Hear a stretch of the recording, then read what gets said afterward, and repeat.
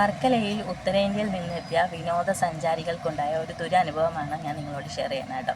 അപ്പോൾ അവർ വർക്കല ഇടവയിൽ നിന്ന് ചടയമംഗലത്തേക്ക് പോകുന്നതിനായിട്ട് ഓട്ടോക്കൂലി ചോദിച്ചു. അപ്പോൾ ഓട്ടോക്കാർ 1500 രൂപ പറഞ്ഞു. പിന്നീട് അവർ യൂബറിൽ നോക്കിയപ്പോൾ 800 രൂപയാണ് കാണിച്ചത്. അപ്പോൾ സ്വാഭാവികമായിട്ടും അവർ യൂബർ ബുക്ക് ചെയ്തു. പക്ഷേ യൂബർ വന്ന സാഹചര്യത്തിൽ അവർ പോകാൻ സമ്മതിച്ചില്ല. ഈ 7ഓളം ഓട്ടോറിക്ഷ തടയുന്നൊരു സാഹചര്യമുണ്ടായി. അപ്പോൾ നമ്മുടെ നാട്ടിലേക്ക് വരുന്ന വിനോദസഞ്ചാരികളെ ഒരു തരത്തിലും ബുദ്ധിമുട്ടിക്കാതിരിക്കുക. പിന്നെ പോലീസൊക്കെ വന്ന സാഹചര്യത്തിലാണ് അവർക്ക് പോകാൻ സാധിച്ചത്. 1 മണിക്കൂറോളം അവരെല്ലാം വെയിലത്ത് നിൽക്കുന്ന ഒരു അവസ്ഥയുമുണ്ടായി. അപ്പോൾ ഏത് വണ്ടിയിൽ പോകണം, എത്ര രൂപ മുടക്കി യാത്ര ചെയ്യണമെന്നുള്ളതൊക്കെ തന്നെയും നമ്മുടെ പോക്കറ്റിൻ്റെ വലിപ്പവും നമ്മുടെ മനസ്സിൻ്റെ ഇഷ്ടമാണ്.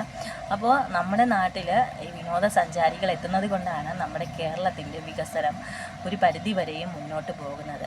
അപ്പോൾ നമ്മുടെ നാട്ടിലെത്തുന്ന വിനോദസഞ്ചാരികളെ നമ്മൾ ബുദ്ധിമുട്ടിച്ചാൽ അത് നമ്മുടെ നാടിനെ തന്നെയാണ് ബാധിക്കുക.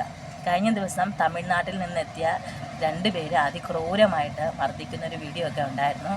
അതും വർക്കലയിലെത്തിയ 2 പേരെയാണ് അതിക്രൂരമായിട്ട് മർദ്ദിച്ചത്.